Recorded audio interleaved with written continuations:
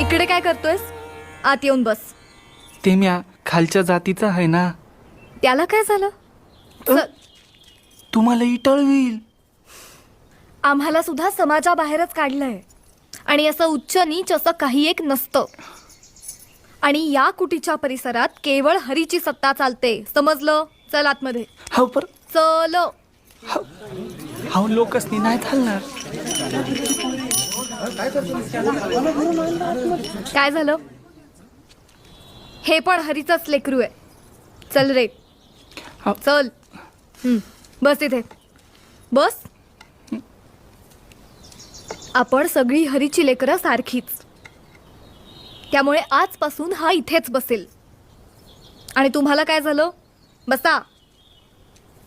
बस.